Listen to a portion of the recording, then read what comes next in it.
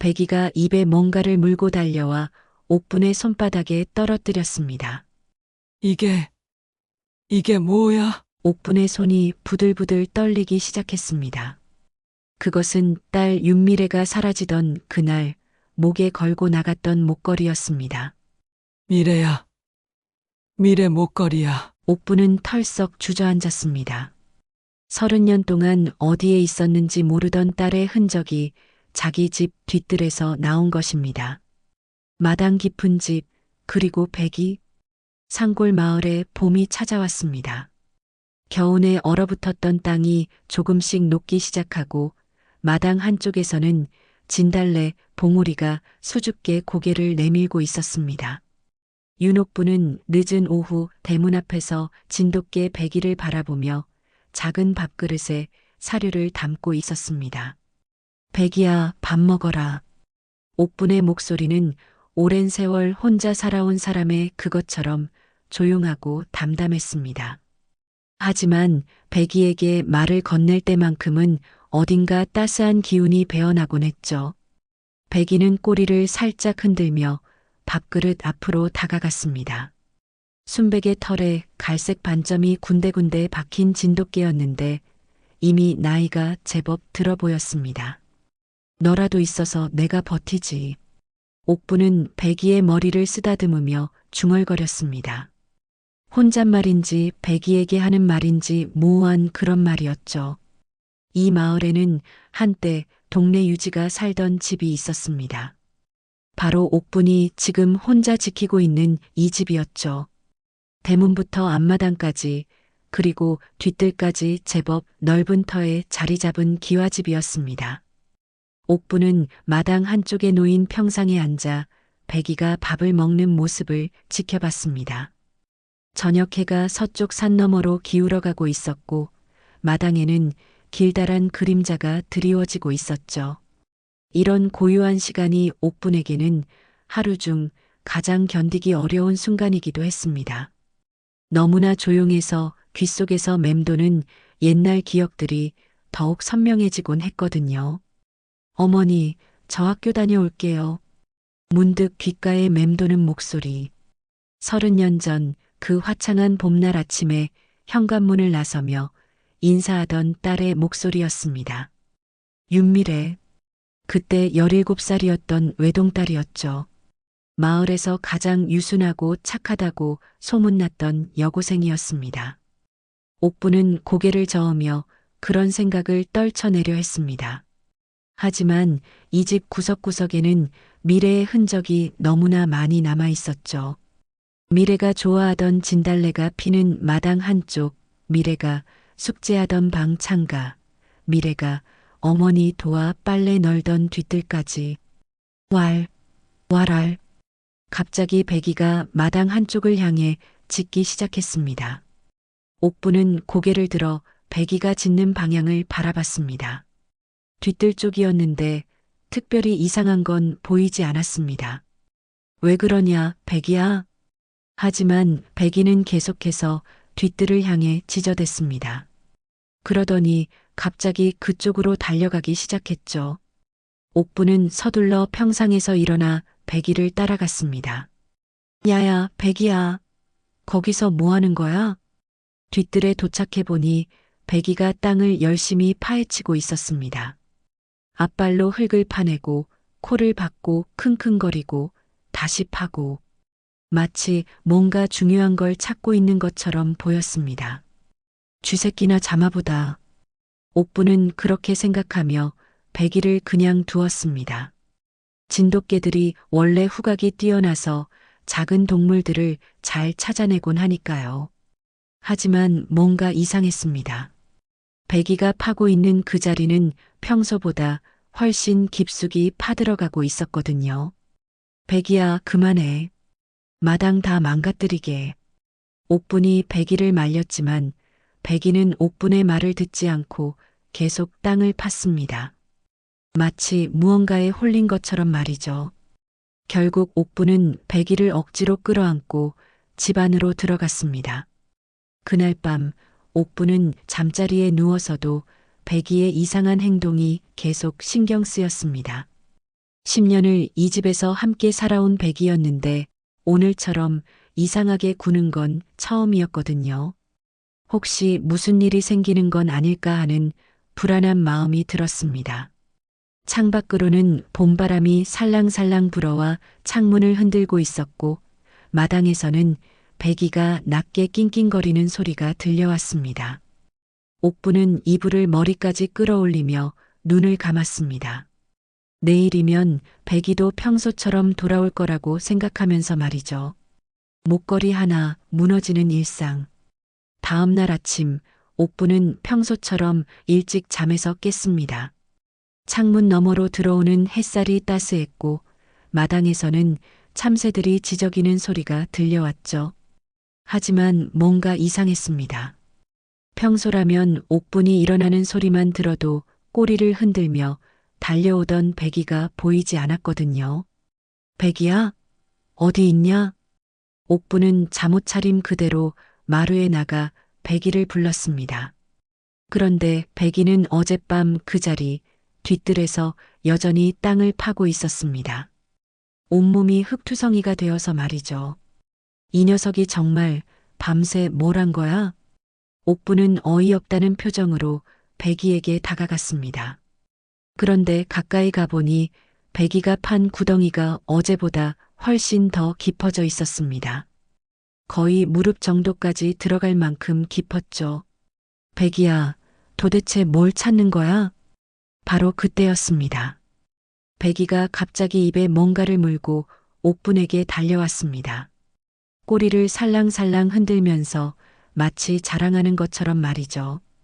옥분은 배기 입에 물린 것을 보려고 몸을 숙였습니다. 뭘 물고 온 거야? 내놔봐. 배기는 순순히 입에 물고 있던 것을 옥분의 손바닥에 떨어뜨렸습니다. 그 순간 옥분의 얼굴이 하얗게 질렸습니다. 손이 부들부들 떨리기 시작했고 심장이 멎을 듯 빠르게 뛰기 시작했죠. 이게 뭐야? 옥분의 손바닥 위에 놓인 것은 낡고 녹슨 목걸이였습니다. 작은 은색 펜던트가 달린 가느다란 체인이었는데 오랜 세월 땅속에 묻혀 있었던 탓에 거의 검게 변해 있었습니다. 하지만 옥분은 그 목걸이를 단번에 알아봤습니다. 미래야, 미래 목걸이야.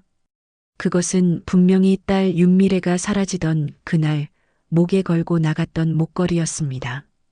미래가 16번째 생일에 아버지한테 받은 선물이었죠. 평소에 잘하지 않던 치장이었는데 그날 유독 그 목걸이를 목에 걸고 학교에 간다고 했었습니다. 옥부는 털썩 주저앉았습니다.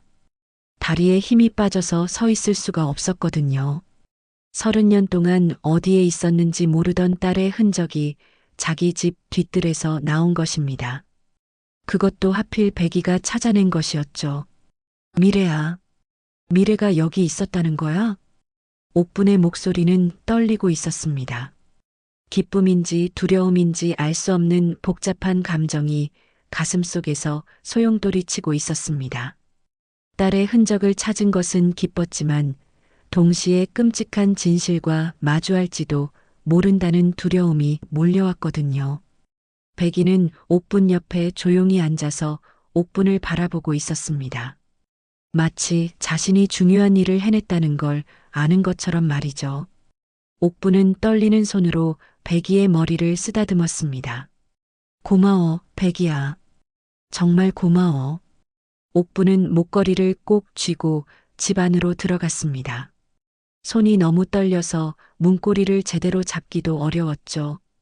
부엌 탁자에 앉아서 목걸이를 자세히 들여다봤습니다. 펜던트 뒷면에는 작은 글씨로 미래라고 새겨져 있었습니다. 틀림없이 딸의 것이었습니다. 그날 이후 옥분의 일상은 완전히 바뀌었습니다. 밤마다 그 목걸이를 쥐고 뒤척였고 잠이 들어도 30년 전 그날의 꿈을 꾸곤 했습니다. 미래가 아침에 어머니 학교 다녀올게요 라고 인사하고 나가던 그 순간 저녁이 되어도 돌아오지 않아 마을 사람들과 함께 찾아 헤매던 그 밤들이 생생하게 되살아났습니다. 미래야, 넌 어디 있었던 거야? 왜 우리 집 뒷뜰에 내 목걸이가 있는 거야? 옥부는 매일 밤 목걸이를 바라보며 중얼거렸습니다. 딸이 대답해 줄 리 없다는 걸 알면서도 말이죠. 하지만 이상하게도 마음 한편으로는 희망이 생기기 시작했습니다. 30년 동안 아무런 단서도 없이 실종되어 있던 딸의 흔적을 찾았으니까요. 백이는 목걸이를 찾은 이후로도 계속해서 뒷뜰을 파헤쳤습니다. 옥분이 말려도 소용없었죠. 마치 아직 더 찾을 게 있다는 것처럼 행동했습니다. 옥분도 어느 순간부터는 백이를 말리지 않았습니다. 혹시 또 다른 단서를 찾을 수 있을지도 모른다는 생각이 들었거든요. 며칠이 지나자 마을 사람들도 옥분의 변화를 눈치채기 시작했습니다. 평소에 조용하던 옥분이 더욱 침울해 보였고 백이가 마당을 파헤치는 소리가 밤낮으로 들린다고 수군거렸죠. 옥분이가 요즘 이상해. 무슨 일 있나? 백이가 마당을 파헤친다던데 뭔가 찾는 건 아닐까? 동네 사람들의 관심이 조금씩 이 집으로 향하기 시작했습니다. 하지만 옥부는 아직 목걸이를 찾았다는 사실을 아무에게도 말하지 않았습니다. 혼자서 더 생각해 봐야겠다는 마음이었죠. 그런 어느 날 밤 옥부는 결심했습니다. 이 목걸이를 경찰서에 가져가야겠다고 말이죠. 30년 전 수사가 제대로 이루어지지 않았다면 이제라도 다시 시작해야 한다고 생각했습니다. 재수사 요청, 흔들리는 진실들. 다음 날 아침 옥부는 평소보다 일찍 일어나 몸단장을 했습니다. 오랜만에 외출복을 꺼내 입고 목걸이를 조심스럽게 작은 봉투에 넣어 가방에 담았습니다. 마음속으로는 수백 번도 더 되뇌었죠. 과연 경찰이 자신의 말을 믿어줄까 하고 말입니다. 백이야, 집 잘 지키고 있어. 어머니 금방 올게. 백이는 고개를 갸우뚱하며 옥분을 바라봤습니다. 평소와 다른 옥분의 모습을 감지한 것 같았죠. 옥분은 백이의 머리를 한 번 더 쓰다듬고 집을 나섰습니다. 마을에서 파출소까지는 걸어서 30분 정도 걸리는 거리였습니다. 옥분은 천천히 걸으면서 머릿속으로 할 말을 정리했습니다. 30년 전 일을 다시 꺼내는 것이 쉽지 않다는 걸 알고 있었거든요. 파출소 문을 밀고 들어서니 젊은 경찰관 한 명이 책상에 앉아 서류를 정리하고 있었습니다. 서지훈이라는 이름표를 달고 있는 40대 후반의 남자였습니다. 무슨 일로 오셨습니까? 지훈은 옥분을 보며 정중하게 인사했습니다. 옥분은 잠시 망설이다가 입을 열었습니다. 저 30년 전에 실종된 제 딸 일로 왔습니다. 30년 전이요? 지훈의 표정이 약간 의아해졌습니다. 너무 오래된 일이라 당황스러운 기색이 역력했죠. 네, 윤미래라고. 당시 17살이었는데요. 혹시 기록이 남아 있을까요? 지훈은 컴퓨터를 뒤져보더니 고개를 끄덕였습니다. 아, 여기 있네요. 1995년 실종 신고. 그런데 당시 수사는 종결된 것으로 나와 있는데요. 그게 새로운 증거를 찾았습니다. 옥부는 떨리는 손으로 가방에서 봉투를 꺼냈습니다. 그리고 조심스럽게 목걸이를 지훈 앞에 놓았습니다. 이건 미래가 사라지던 날 목에 걸고 나간 목걸이입니다. 저희 집 뒷뜰에서 나왔어요. 지훈은 목걸이를 자세히 들여다봤습니다. 처음에는 그저 낡은 액세서리 정도로 생각했는데 펜던트 뒷면에 미래라는 글씨를 보고 나서는 표정이 완전히 달라졌습니다. 이것은 당시에도 증거로 찾지 못했던 것입니다. 지훈의 목소리에 긴장감이 돌았습니다. 옥부는 지훈의 반응을 보고 희망을 품기 시작했습니다. 그럼 다시 수사해 주실 수 있나요? 잠깐만요. 제가 당시 기록을 더 자세히 확인해 보겠습니다. 지훈은 서류철을 뒤지기 시작했습니다. 그러면서 뭔가 이상하다는 표정을 지었죠. 옥부는 초조한 마음으로 지훈을 바라봤습니다. 이상하네요. 당시 수사 기록이 너무 간단합니다. 보통 실종 사건이면 훨씬 더 자세한 기록이 남아야 하는데 지훈은 중얼거리며 계속 서류를 뒤졌습니다. 그러던 중 뭔가 떠오른 듯 고개를 들었습니다. 혹시 제가 당시 이 사건 담당이었습니다. 그때 막순경으로 발령받았을 때였거든요. 그럼 기억나세요? 네, 어렴풋이요. 그런데 이상한 게 당시 제 상관이셨던 분이 수사를 너무 빨리 종결시키라고 하셨어요. 가출로 처리하라고 하시더라고요. 지훈의 말에 옥분의 가슴이 철렁했습니다. 딸이 가출했다고? 미래는 그런 아이가 아니었는데 말이죠. 미래는 절대 가출할 아이가 아니었어요. 순하고 착해서 부모 속 한 번 썩인 적이 없는 아이였거든요. 저도 그때 그런 느낌이었습니다. 뭔가 이상하다고 생각했었거든요. 하지만 신참이라 상관 말씀을 거스를 수가 없었죠. 지우는 미안한 표정을 지었습니다. 그때의 자신이 더 적극적으로 수사했다면 달랐을지도 모른다는 후회가 얼굴에 드러났습니다. 지금이라도 다시 수사해 주세요. 제발이요. 옥분의 간절한 목소리에 지우는 고민에 빠졌습니다. 30년이나 지난 사건을 다시 수사한다는 것이 쉬운 일은 아니었거든요. 하지만 목걸이라는 새로운 증거가 나온 이상 무시할 수도 없었습니다. 일단 이 목걸이를 증거로 접수하겠습니다. 그리고 상부에 보고해서 재수사 가능성을 타진해 보겠습니다. 정말요? 정말 다시 찾아주실 수 있나요? 약속은 못 드리지만 최선을 다해 보겠습니다. 대신 혹시 당시 상황을 더 자세히 기억하시는 게 있으면 말씀해 주세요.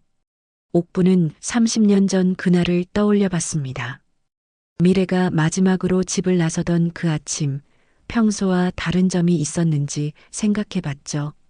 그날, 미래가 평소와 달리 화장을 했어요. 그리고 그 목걸이를 목에 걸고 나갔고요. 저녁에 늦는다고 미리 말해놨었어요. 누구를 만난다고 했나요? 친구들이라고 했는데, 나중에 확인해 보니 친구들은 만나지 않았다고 하더라고요. 지우는 메모를 하며 끄덕였습니다. 옥분의 말 하나하나가 중요한 단서가 될 수 있었거든요. 집 근처를 다시 살펴보시는 것도 좋겠습니다. 혹시 또 다른 증거가 나올지 모르니까요. 네, 집에 가서 백이와 함께 더 찾아보겠습니다. 옥부는 희망에 찬 목소리로 대답했습니다. 처음으로 자신의 말을 진지하게 들어주는 사람을 만난 것 같아서 마음이 한결 가벼워졌죠. 파출소를 나오는 길에 옥부는 지훈에게 고개를 깊이 숙여 인사했습니다. 정말 고맙습니다. 30년 만에 처음으로 희망이 생겼어요. 집으로 돌아가는 길, 옥분의 발걸음은 올 때보다 훨씬 가벼웠습니다. 백이가 뒤뜰에서 찾아낸 목걸이가 새로운 시작을 알리는 신호탄이 될 것 같았거든요. 그리고 마음속으로 다짐했습니다. 이번에는 반드시 딸을 찾아내겠다고 말이죠. 뒤뜰에서 나온 작은 상자. 파출소에서 돌아온 옥부는 마음이 한결 가벼웠습니다. 서지훈이 진지하게 들어주겠다고 약속했으니까요. 하지만 동시에 조급한 마음도 들었습니다. 혹시 뒤뜰에 더 많은 단서가 숨어 있을지도 모른다는 생각이 들었거든요. 백이야, 어머니 왔다. 집에 도착하자마자 옥부는 백이를 불렀습니다. 하지만 백이는 여전히 뒤뜰에서 땅을 파고 있었습니다. 목걸이를 찾은 이후로 더욱 열심히 파헤치고 있었죠. 또 뭔가 찾았냐? 옥부는 백이에게 다가가 물었습니다. 백이는 잠시 고개를 들어 옥분을 바라보더니 다시 땅 파기에 집중했습니다. 마치 아직 할 일이 남아있다는 듯이 말이죠. 그날 밤 옥부는 잠을 이룰 수가 없었습니다. 목걸이를 찾은 기쁨과 동시에 더 끔찍한 진실과 마주할지도 모른다는 두려움이 교차했거든요. 침대에 누워서도 귀를 기울이면 배기가 뒤뜰에서 킁킁거리며 돌아다니는 소리가 들렸습니다. 새벽 무렵 갑자기 배기가 크게 짖기 시작했습니다. 왈, 왈알. 평소보다 훨씬 급박하고 흥분된 짖음이었습니다. 옥부는 잠옷 차림으로 뛰쳐나갔습니다. 혹시 또 뭔가 찾은 건 아닐까 하는 마음이었죠. 배기야, 왜 그래? 뒤뜰에 나가보니 배기가 한 곳을 향해 계속 짖고 있었습니다. 손전등을 비춰보니 배기가 평소 파던 곳과는 조금 다른 자리였습니다. 마당 모서리 쪽 담장 근처였죠. 거기서 뭔가 냄새가 나냐? 옥부는 배기가 짖는 곳으로 다가갔습니다. 그리고 손전등을 더 자세히 비춰보니 땅이 다른 곳과 달리 조금 움푹 패여 있었습니다. 마치 예전에 무언가를 묻었던 자리 같았죠. 혹시? 옥부는 창고에서 삽을 가져왔습니다. 배기가 이렇게까지 흥분하는 데는 분명 이유가 있을 거라고 생각했거든요. 그리고 조심스럽게 땅을 파기 시작했습니다. 한 삽, 두 삽 파내려가니 흙 속에서 단단한 무언가가 느껴졌습니다. 나무로 된 것 같았죠. 옥부는 더욱 조심스럽게 주변 흙을 걷어냈습니다. 이게 뭐지? 손전등 불빛 아래 드러난 것은 작은 나무 상자였습니다. 신발 상자 정도 크기의 낡은 나무 상자였죠. 오랫동안 땅 속에 묻혀 있었던 탓에 곳곳이 썩어 있었지만 형태는 그대로 유지되고 있었습니다. 옥부는 떨리는 손으로 상자를 들어 올렸습니다. 생각보다 가벼웠지만 안에서 뭔가 움직이는 소리가 들렸습니다. 마음이 두근두근 뛰기 시작했죠. 집 안으로 들어가 상자를 부엌 탁자 위에 놓았습니다. 그리고 조심스럽게 뚜껑을 열어봤습니다. 상자 안에는 여러 가지 물건들이 들어 있었습니다. 가장 먼저 눈에 띈 것은 낡은 공책이었습니다. 일기장 같아 보였죠. 표지에는 윤미래라고 또박또박 적혀 있었습니다. 옥분의 가슴이 철렁 내려앉았습니다. 미래 일기장. 옥분은 조심스럽게 일기장을 집어들었습니다. 그리고 마지막 페이지를 펼쳐봤습니다. 미래의 친숙한 글씨체가 보였죠. 4월 15일. 오빠가 자꾸 이상한 말을 해요.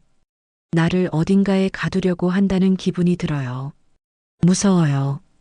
옥부는 그 글을 읽고 멈칫했습니다. 오빠라는 단어가 이상했거든요. 미래에게는 오빠가 없었습니다. 외동딸이었으니까요. 다음 줄을 읽어 내려갔습니다. 오빠가 계속 따라와요. 학교에서도 집에서도 싫다고 말해도 계속 쫓아와요. 어떻게 해야 할지 모르겠어요. 옥분의 손이 부들부들 떨리기 시작했습니다. 누군가가 딸을 괴롭혔다는 것이었죠. 그것도 오빠라고 부를 만큼 가까운 사이의 누군가가 말입니다.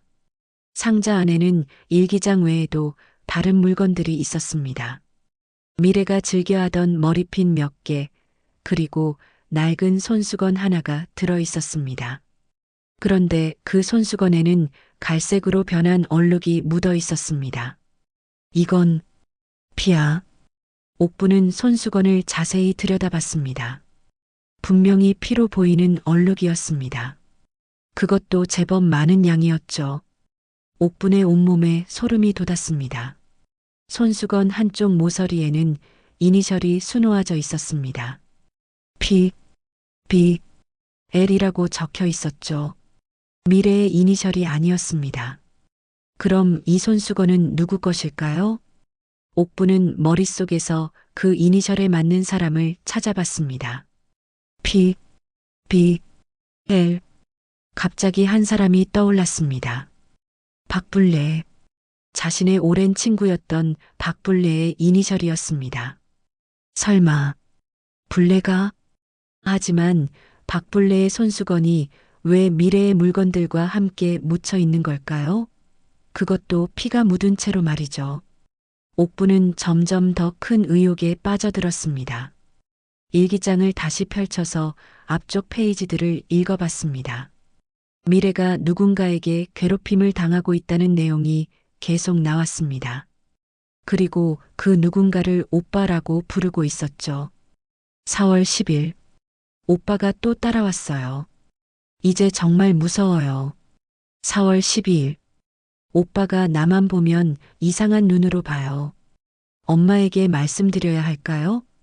4월 14일, 오빠가 나를 좋아한다고 했어요. 하지만 난 싫어요. 어떻게 거절해야 할지 모르겠어요. 옥부는 일기를 읽으면서 딸이 얼마나 두려워했는지 느낄 수 있었습니다. 그리고 동시에 자신이 그때 딸의 고민을 전혀 몰랐다는 사실에 자책감이 들었죠.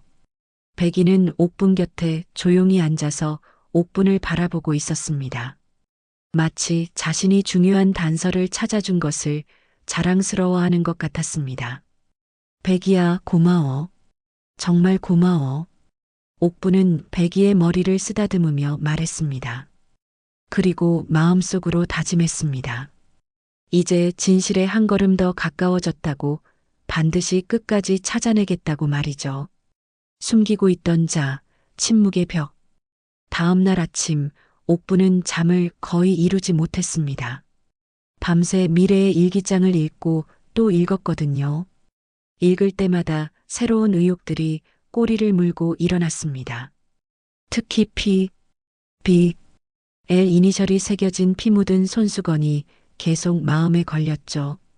블레, 너는 뭘 숨기고 있는 거야? 옥부는 중얼거리며 일기장을 다시 펼쳤습니다. 미래가 마지막으로 쓴 글이 더욱 선명하게 다가왔습니다. 오빠가 오늘 나를 만나자고 했어요. 거절하고 싶지만 무서워서 못하겠어요. 만약 이 일기를 누군가 읽게 된다면 제발 저를 찾아주세요. 옥분의 가슴이 미어지는 것 같았습니다. 딸이 그렇게 도움을 요청했는데 자신은 전혀 몰랐다니요. 옥분은 더 이상 망설일 수 없다고 생각했습니다. 박블레를 직접 만나서 물어봐야겠다고 결심했죠. 오전 10시쯤 옥부는 박블레의 집으로 향했습니다. 박블레는 마을에서 옥분과 가장 오래된 친구였습니다. 30년 넘게 이웃으로 지내온 사이였죠. 하지만 오늘은 친구로서가 아니라 진실을 찾는 어머니로서 가는 것이었습니다. 블레야, 집에 있냐? 옥분이 대문을 두드리자 안에서 박블레의 목소리가 들려왔습니다. 어머, 옥분이구나. 들어와. 박블레는 마당에서 빨래를 널고 있었습니다. 평소와 다름없는 모습이었지만 옥분의 눈에는 뭔가 어색해 보였습니다. 무슨 일로 이렇게 일찍 왔어? 블레야, 나 너한테 물어볼 게 있어. 옥분의 진지한 목소리에 박블레의 손이 잠시 멈췄습니다. 뭔데? 30년 전 미래가 사라지던 그날 밤, 너희 아들은 어디에 있었어? 박블레의 얼굴이 순간 굳어졌습니다. 빨래를 너는 손도 떨리기 시작했죠. 갑자기 그런 걸 왜 물어? 대답해줘. 솔직하게. 옥부는 한 발 더 다가서며 박블레를 똑바로 바라봤습니다. 박블레는 시선을 피하려 했지만 옥분의 눈빛이 너무 절박했습니다. 그게 왜 중요해? 이걸 봐. 옥부는 가방에서 피 묻은 손수건을 꺼냈습니다. 박블레는 그 손수건을 보자마자 얼굴이 하얗게 질렸습니다. 이게 어디서 나온 거야? 우리 집 뒤뜰에서 나왔어. 미래 일기장과 함께. 블레야, P, B, L이 내 이니셜 맞지? 박블레는 뒤로 한 걸음 물러섰습니다. 손에 들고 있던 빨래가 땅에 떨어졌지만 줍지도 않았죠. 옥분아, 그건 솔직히 말해. 30년 동안 뭘 숨기고 있었던 거야? 옥분의 목소리가 점점 높아졌습니다. 박블레는 더 이상 피할 곳이 없다는 걸 깨달았는지 주저앉았습니다. 옥분아, 미안해. 정말 미안해. 박블레가 갑자기 오열하기 시작했습니다. 30년 동안 가슴속에 묻어두었던 비밀이 터져 나오는 것 같았죠. 뭘 미안해하는 거야? 뭔 일이 있었던 거야? 우리 아들, 우리 성민이가 그때 너희 미래를 좋아했어. 옥분의 온몸에 전율이 흘렀습니다. 박불레의 아들 성민이는 미래보다 2살 위였습니다. 미래가 사라질 당시에는 19살이었죠. 그래서 성민이가 미래한테 고백했는데 거절당했대. 그래서 박불레는 말을 잇지 못하고 계속 울기만 했습니다. 옥부는 박불레의 어깨를 잡고 흔들었습니다. 그래서 뭐? 끝까지 말해. 그날 밤 성민이가 미래랑 싸웠다고 했어. 미래가 도망가려고 하니까 붙잡으려고 했는데 그만 뭐? 미래가 넘어졌대. 머리를 다쳤다고. 그래서 성민이가 놀라서 도망쳤다고 했어. 옥부는 박불레의 말을 듣고 온몸이 떨렸습니다. 딸이 다쳤다는 것도 성민이가 도망쳤다는 것도 믿기 어려웠습니다. 그럼 미래는 어떻게 된 거야? 몰라. 성민이도 그 이후론 아무 말 안 했어. 며칠 뒤에 갑자기 서울로 떠났고 너는 알고도 묵인한 거야? 30년 동안? 옥분의 목소리에 분노가 섞여 있었습니다. 가장 가까운 친구라고 생각했던 박불레가 딸의 실종과 관련된 진실을 숨기고 있었다니요. 미안해, 옥분아. 정말 미안해. 하지만 성민이가 고의로 한 건 아니야. 실수였다고. 실수? 사람이 다쳐서 사라졌는데 실수라고? 옥부는 더 이상 참을 수 없었습니다. 30년 동안의 고통이 한꺼번에 터져 나왔죠. 불레야, 성민이는 지금 어디 있어? 서울에 살고 있어. 하지만 옥부나 제발 주소 알려줘. 당장. 박불레는 망설였지만 옥분의 단호한 표정을 보고는 어쩔 수 없이 고개를 끄덕였습니다. 그리고 또 뭔가 숨기고 있는 거 있지? 다 말해. 그날 밤 미래가 마지막으로 어디서 성민이랑 만났는지 알아. 어디? 우리 집 뒷산. 폐우물 근처였어. 성민이가 그렇게 말했거든. 옥부는 그 말을 듣고 전신이 얼어붙는 것 같았습니다. 폐우물. 그곳에서 무슨 일이 벌어진 걸까요? 왜 진작 말하지 않았어? 왜? 무서웠어. 성민이가 범죄자가 될까봐. 그리고 너한테 어떻게 말해? 내 아들이 내 딸을. 박불레는 다시 오열했습니다. 하지만 옥분에게는 동정심보다 분노가 더 컸습니다. 불레야, 너 때문에 내가 30년 동안 얼마나 고생했는지 알아? 딸이 어디서 어떻게 지내는지도 모르고 살았는데. 정말 미안해.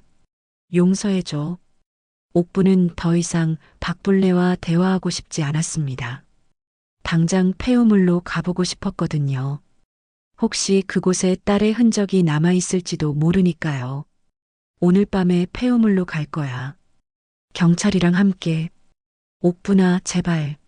하지만 옥부는 돌아서서 박불레의 집을 나왔습니다. 30년 만에 진실에 한 걸음 더 다가선 것 같았지만 동시에 끔찍한 진실과 마주할 준비도 해야 했습니다. 집 뒷산 폐우물. 박불레의 집에서 나온 옥부는 곧바로 파출소로 향했습니다. 서지훈에게 새로 알게 된 사실들을 모두 털어놓아야 했거든요. 걸어가는 내내 가슴이 두근거렸습니다. 드디어 딸을 찾을 수 있을 것 같은 기대감과 함께 끔찍한 진실과 마주할지도 모른다는 두려움이 교차했죠. 지훈 씨, 저예요. 윤옥분입니다. 파출소 문을 열고 들어서자 서지훈이 고개를 들었습니다. 옥분의 급박한 표정을 보고 뭔가 중요한 일이 생겼다는 걸 직감했죠. 어떻게 오셨어요? 혹시 또 뭔가 찾으셨나요? 네, 중요한 걸 알아냈어요. 옥부는 가방에서 미래의 일기장과 피 묻은 손수건을 꺼내 보여줬습니다. 서지훈은 그것들을 보고 눈을 크게 떴습니다. 이것들도 집에서 나온 거예요? 네, 백이가 찾아낸 상자 안에 들어 있었습니다. 그리고 박불레한테 가서 물어봤는데 옥부는 박불레와의 대화 내용을 자세히 설명했습니다. 성민이가 미래를 좋아했다는 것, 그날 밤 둘이 싸웠다는 것, 그리고 폐우물 근처에서 만났다는 것까지 모든 걸 말했죠. 지우는 메모를 하며 심각한 표정을 지었습니다. 폐우물이라고 하셨죠? 정확한 위치를 아세요? 네, 우리 집에서 뒷산으로 올라가면 있어요. 예전에는 마을 사람들이 사용하던 우물이었는데 상수도가 들어오면서 사용하지 않게 됐거든요. 오늘 밤에 가보겠습니다.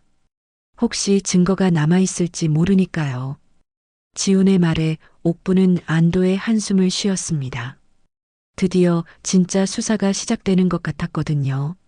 해가 저물고 난 후 지훈은 몇 명의 동료들과 함께 옥분의 집으로 왔습니다. 그들은 손전등과 삽 그리고 각종 수사 장비들을 가지고 왔었죠. 어머니, 앞장서서 길 안내해 주세요. 네, 따라오세요. 옥부는 손전등을 들고 뒷산길로 향했습니다. 어둠 속에서도 길을 잃지 않고 걸을 수 있었습니다. 어릴 때부터 수없이 다녔던 길이었거든요. 10분 정도 산길을 오르자 작은 공터가 나왔습니다. 그 중앙에 커다란 돌로 둘러싸인 우물이 있었습니다. 오래전부터 사용하지 않아서 입구는 나무 판자로 덮여 있었죠. 저게 폐우물입니다. 지우는 우물 주변을 손전등으로 비춰봤습니다. 그리고 동료들과 함께 조심스럽게 나무 판자를 드러냈습니다. 깊이가 상당하네요. 우물 안을 비춰보니 바닥이 보이지 않을 정도로 깊었습니다. 지우는 밧줄을 이용해서 우물 안으로 내려가기 시작했습니다. 조심하세요.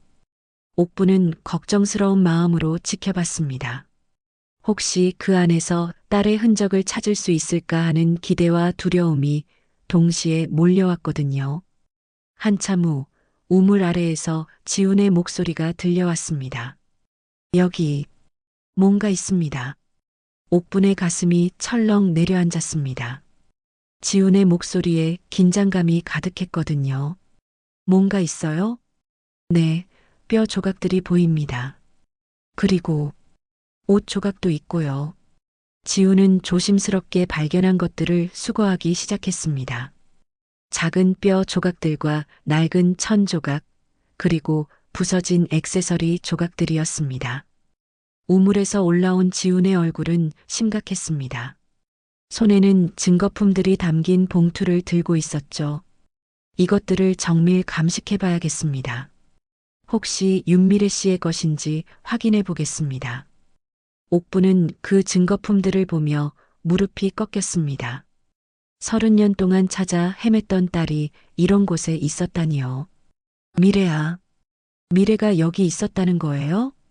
아직 확실하지 않습니다. 하지만 가능성이 높습니다. 지우는 옥분을 부축하며 말했습니다. 옥분은 눈물을 흘리며 우물을 바라봤습니다.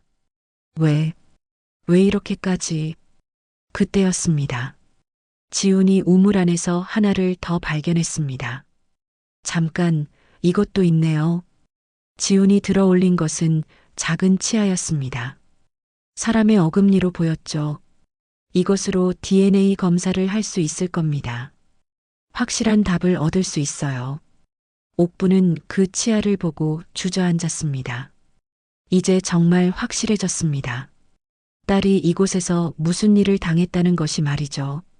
내가 지켰어야 했는데 그 애를. 옥부는 자책하며 오열했습니다.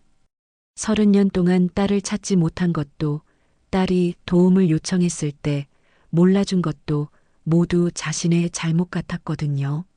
지우는 옥분의 어깨에 손을 올리며 위로했습니다. 어머니 잘못이 아닙니다. 이제라도 진실을 밝혀내는 게 중요해요. 정말 미래인가요? DNA 검사 결과를 기다려봐야겠지만 상황상 그럴 가능성이 높습니다. 우물에서 발견된 증거들은 모두 수거되었습니다. 그리고 현장도 철저히 조사되었죠. 지우는 이 모든 것들을 본서로 가져가서 정밀 검사를 의뢰하기로 했습니다. 산에서 내려오는 길, 옥부는 복잡한 감정에 휩싸여 있었습니다. 딸을 찾았다는 안도감과 동시에 딸이 이런 끔찍한 일을 당했다는 분노, 그리고 30년이나 늦었다는 죄책감이 뒤섞여 있었죠. 어머니, 며칠 후에 검사 결과가 나올 겁니다. 그때까지 기다려주세요. 네, 고맙습니다. 정말 고맙습니다.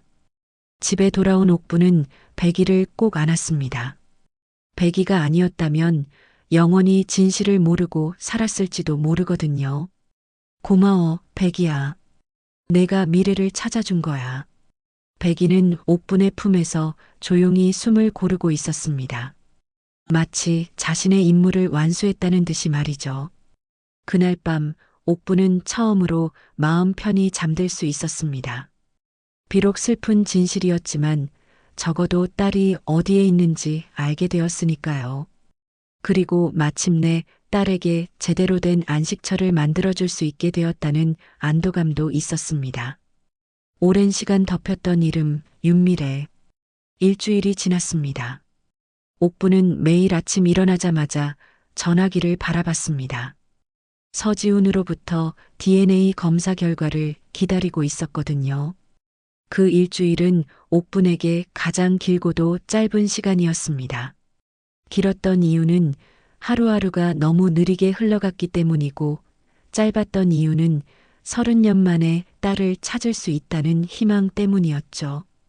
백이는 폐우물에 다녀온 이후로 예전보다 훨씬 조용해졌습니다. 더 이상 뒷뜰을 파헤치지도 않았고 옥분 곁에서 얌전히 지내고 있었습니다. 마치 자신의 임무가 끝났다는 걸 아는 것 같았죠. 백이야, 이제 미래를 찾을 수 있을까? 옥분은 백이의 머리를 쓰다듬으며 중얼거렸습니다.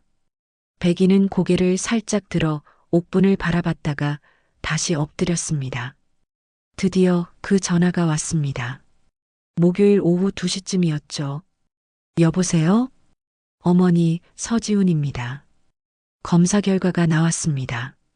옥분의 심장이 쿵쾅거리기 시작했습니다. 이제 정말 확실해지는 순간이었거든요. 어떻게 나왔나요? DNA 검사 결과 발견된 유골은 윤미래 씨의 것이 맞습니다. 그 순간 옥분의 다리에서 힘이 빠졌습니다. 전화기를 놓칠 뻔했죠. 머리가 하얗게 되면서 아무 생각도 할 수 없었습니다. 어머니, 괜찮으세요? 네, 괜찮습니다. 그럼 정말 미래가, 네, 안타깝지만 그렇습니다. 그리고 곧 박성민 씨와 당시 수사를 담당했던 전직 경찰 간부를 체포할 예정입니다. 옥부는 전화를 끊고 털썩 주저앉았습니다.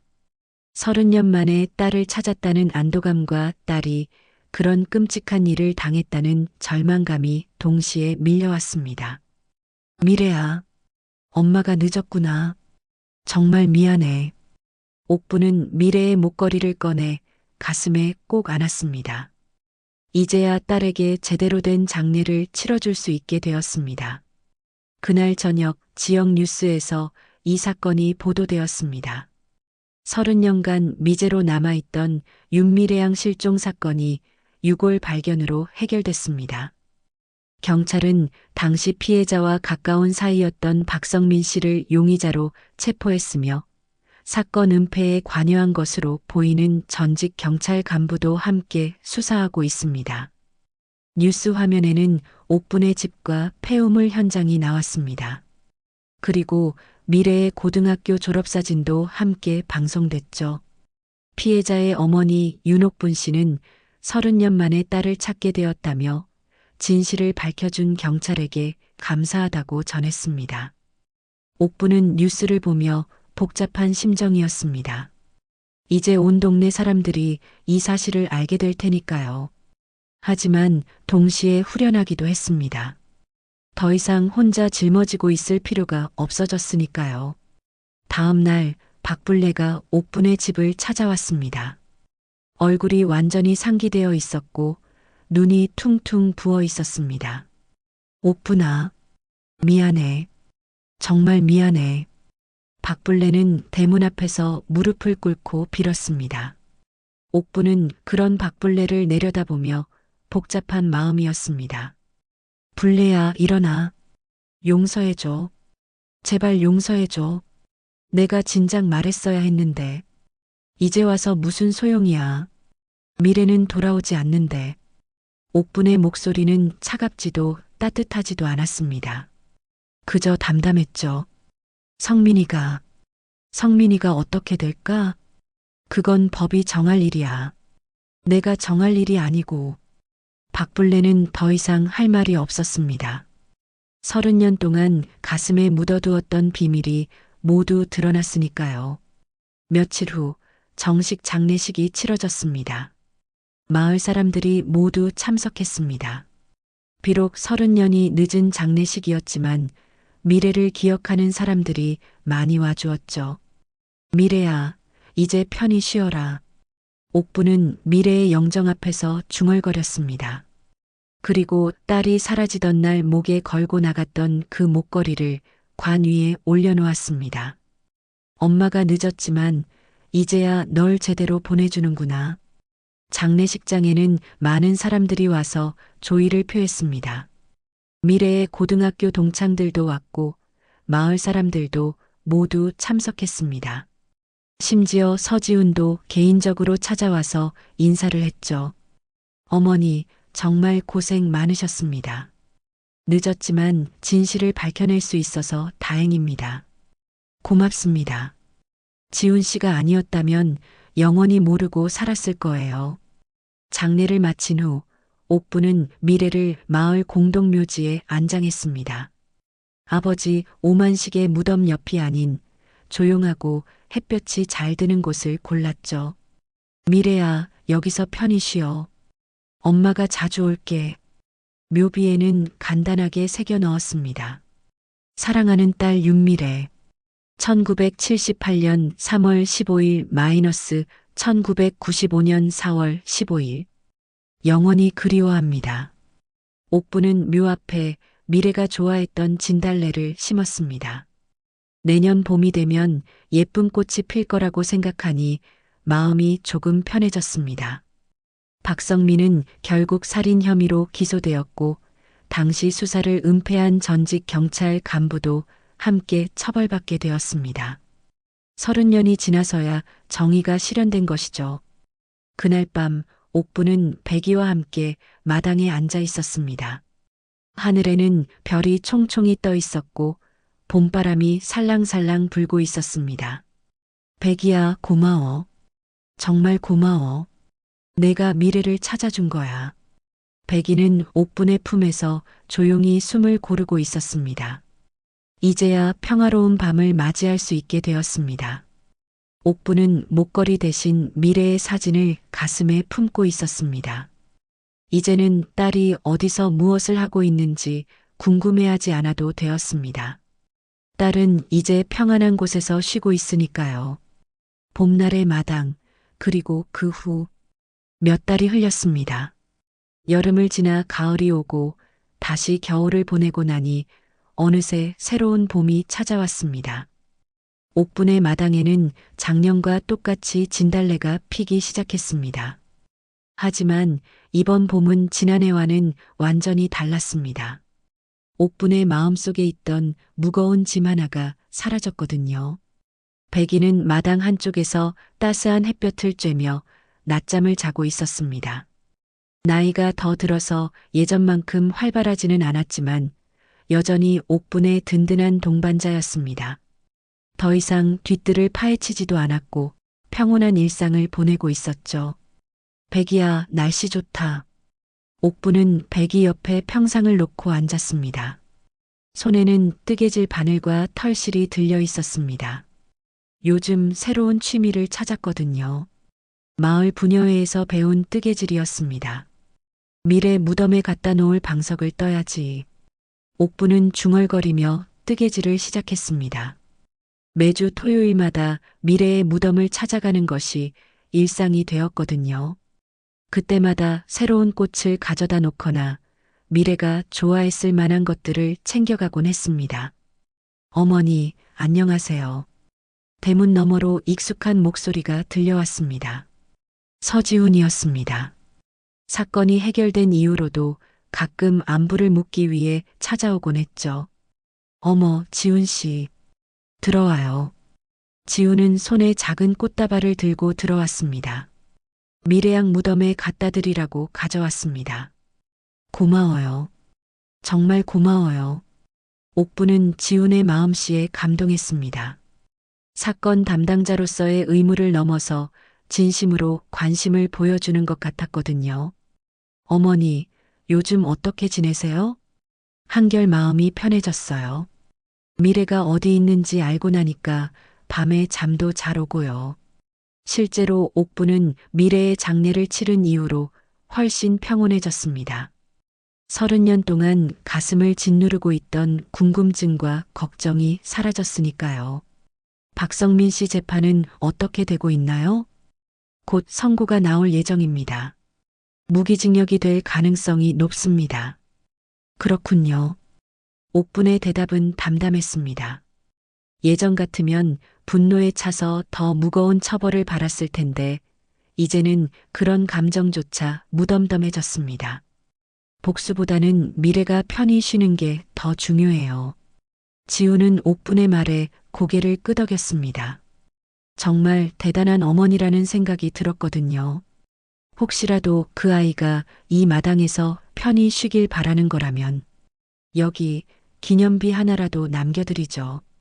지훈의 제안에 옥부는 잠시 생각해 봤습니다. 미래가 마지막까지 있었던 이 집 뒤뜰에 작은 기념비를 세우는 것도 나쁘지 않을 것 같았거든요. 그럼 작은 걸로 하나 부탁드릴게요. 네, 제가 준비해 드리겠습니다. 일주일 후 뒤뜰 한쪽에 작은 돌비석이 세워졌습니다. 크지 않은 자연석에 간단한 글귀가 새겨져 있었습니다.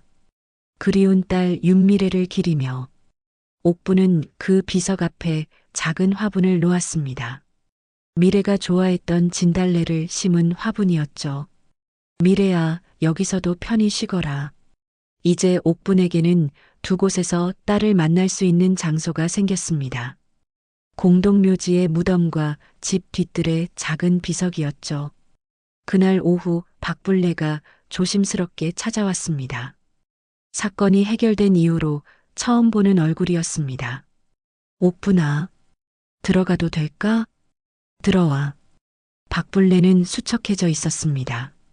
아들이 감옥에 가게 된 충격 때문인 것 같았죠. 미안해. 정말 미안해. 이제 그만해. 다 끝난 일이야. 옥부는 박불레에게 차를 대접했습니다. 30년 넘게 이웃으로 지낸 사이였으니까요. 너도 많이 힘들었을 거야. 옥부나, 고마워. 이렇게 받아줘서. 박불레는 눈물을 흘렸습니다. 옥분의 관대함에 더욱 죄송한 마음이 들었거든요. 우리도 이제 나이가 들었는데 서로 미워하고 살 힘은 없어. 내 말이 맞아. 두 사람은 오랜만에 마음을 터놓고 이야기했습니다. 물론 예전처럼 가까워질 수는 없겠지만 적어도 이웃으로서는 지낼 수 있을 것 같았습니다. 저녁 무렵 박불레가 돌아간 후 옥부는 백이와 함께 뒤뜰의 비석 앞에 앉았습니다. 백이야, 그때 내가 아니었으면 어떻게 됐을까? 백이는 고개를 살짝 들어 옥분을 바라봤습니다. 그리고 다시 편안하게 누웠죠. 평생 모르고 살았을 거야. 미래가 어디서 무엇을 하고 있는지도 모르고. 옥부는 백이의 머리를 쓰다듬으며 감사함을 표현했습니다. 해가 저물어가고 있었습니다. 마당에는 길다란 그림자가 드리워지고 있었고 진달래, 꽃잎이 바람에 살랑살랑 흩날렸습니다. 미래야, 엄마는 이제 괜찮아. 내가 어디 있는지 알고 내가 편히 쉬고 있다는 것도 알고. 옥부는 비석을 바라보며 중얼거렸습니다. 그리고 백이가 있어서 외롭지도 않고 백이는 마치 옥분의 말을 이해하는 것처럼 꼬리를 살랑 흔들었습니다. 밤이 되자 옥분은 집 안으로 들어갔습니다. 백이도 따라 들어왔죠. 이제는 밤에도 무서운 꿈을 꾸지 않았습니다. 딸이 어디서 무엇을 하고 있는지 궁금해하지도 않았고요. 침대에 누우며 옥부는 창문 너머 별들을 바라봤습니다. 미래야, 잘 자라. 엄마도 잘 잘게. 그리고 눈을 감았습니다. 평온한 잠이 찾아왔습니다. 새벽녘 백이가 마당에서 짧게 짖는 소리가 들렸습니다. 하지만 예전처럼 급박하거나 불안한 짖음이 아니었습니다. 그냥 새벽 공기를 맞이하는 평범한 인사 같은 소리였죠. 옥부는 미소를 지으며 다시 잠에 빠져들었습니다. 이제는 정말 모든 것이 평온해졌습니다. 30년 만에 찾은 평화였습니다. 마당에는 봄바람이 불고 있었고 진달래가 예쁘게 피어 있었습니다. 그리고 작은 비석 앞에서는 백이가 조용히 지키고 서 있었습니다. 마치 영원히 그 자리를 지키겠다는 듯이 말이죠.